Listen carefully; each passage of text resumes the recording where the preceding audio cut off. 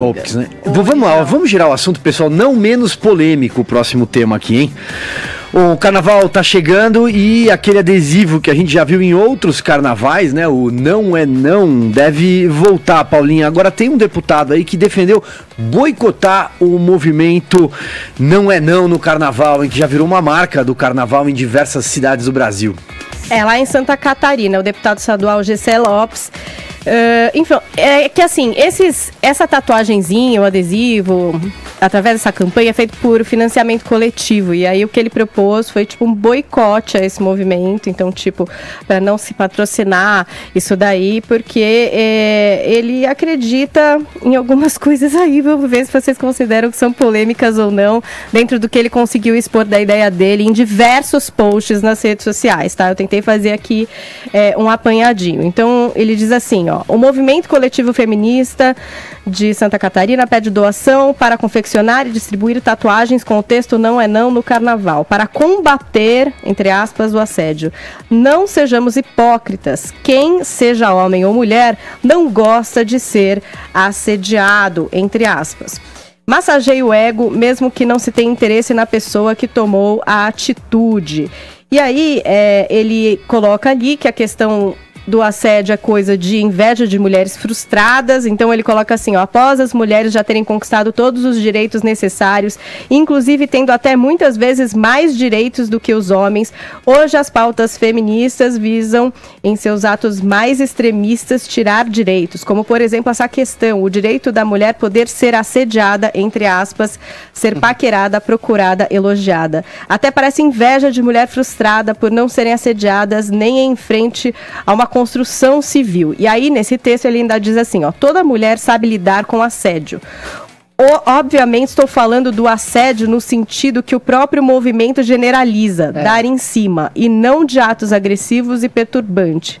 Crime não se previne e nem se combate com tatuagens. Aí, como isso repercutiu muito, partes desse texto, em algumas matérias que eu li, por exemplo, não tinha essa parte final, né?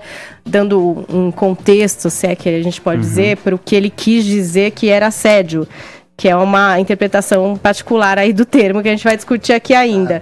Então, depois ele ainda foi ali no Twitter e falou: logicamente, a mídia está se esforçando para dar a narrativa de que sou a favor do assédio nos termos jurídicos e não do assédio, entre aspas, referindo-se a um flerte, a uma cantada ou elogio, o qual possui nítida conotação de ironia. Alguns não entenderam e outros foram canalhas mesmo.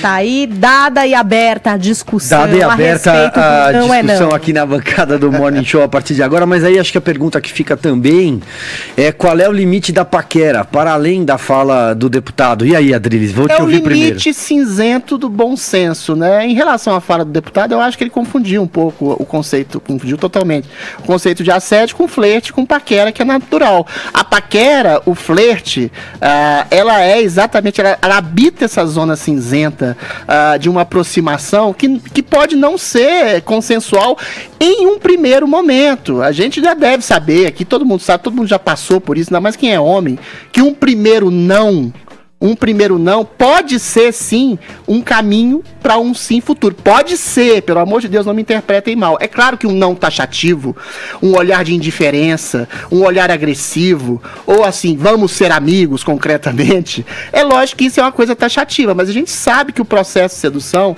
habita uma zona cinzenta que implica certas aproximações, certas desaproximações. O problema do feminismo mais radical é estabelecer tudo no mesmo bojo de assédio. Eu já disse aqui, repito, vendo uma entrevista de uma feminista dessas radicalíssimas, o cara inclusive pergunta qual que é o princípio, o limite do que é assédio ou não. Se a mulher te dá sinais dúbios, se ela não te dá um sim concreto, então é não. Eventualmente, eu, o Silvio, o Vini, ou qualquer outra pessoa que não fosse o Alain Delon ou o Brad Pitt, estariam virgens até hoje.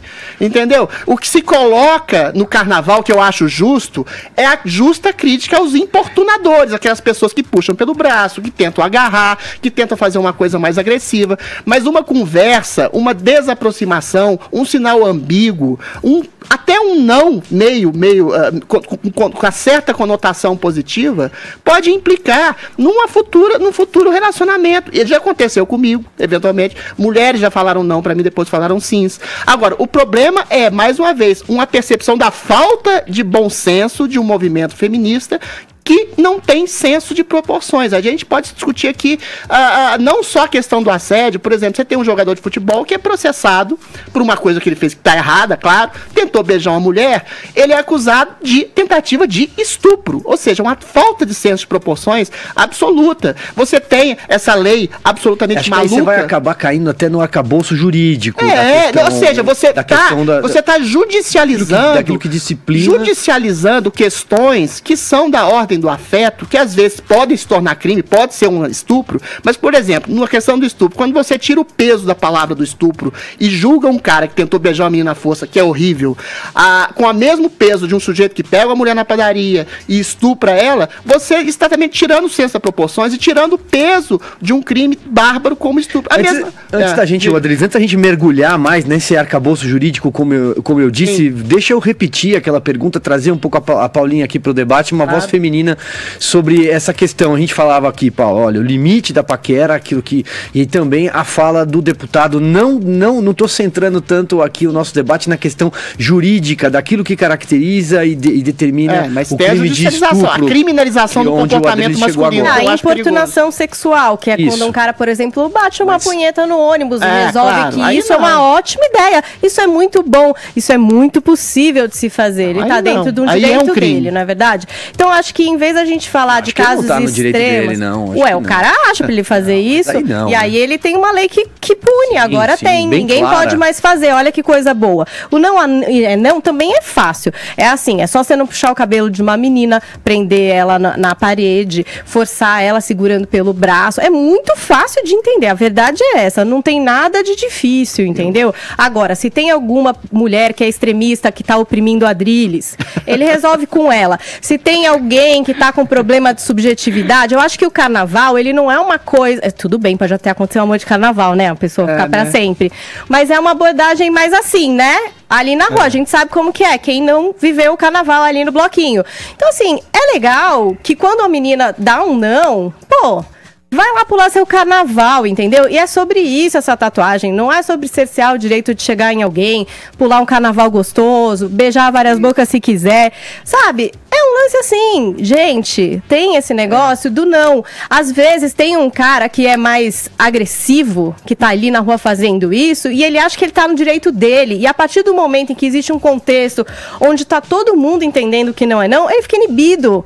Esse cara do ônibus que achava que podia fazer isso, ficar passando a mão nas partes, encoxando um monte de mulher, hoje existe essa lei, e aí ele pensa duas vezes de achar que tem esse direito. Então acho que essa campanha, eu não sei de resultados, seria legal ter uns resultados numéricos pra gente poder saber se teve menos casos, mais casos, se bem que isso é super subnotificado, né? Porque eu não vou chegar num lugar pra dizer... impossível. Eu acho muito complicado quantificar isso, até porque mas é legal na maioria das cultura, vezes, não é legal? De um respeito, de uma coisa gostosa. Não é denunciado, isso não é levado às consequências. Não é denunciado juridicamente. Não é sequer apresentado queixa. Não é denunciado juridicamente, mas você tem repercussões. Por exemplo, o caso do Marcos Mion, que pode ter chegado na menina falar que você é bonita, ou conversado com ela, um cara casado, que é exposto em redes sociais simplesmente porque conversou com ela e ela acha que ele a assediou.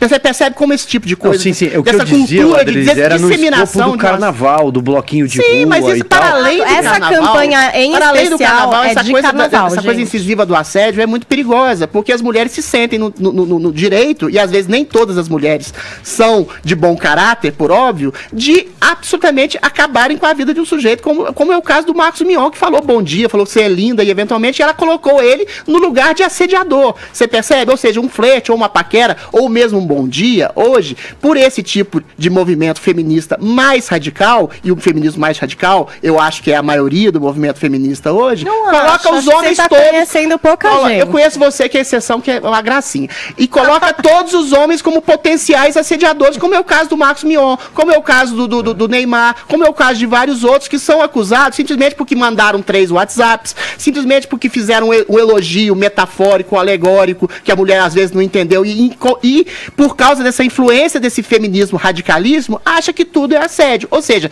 a primeira verificação desse contexto social é exatamente inibir os homens, inibir certo tipo de masculinidade que não se confunde com o machista assediador, meu Deus. A maioria dos homens são másculos, não são machistas ou não são assediadores e muito menos estupradores.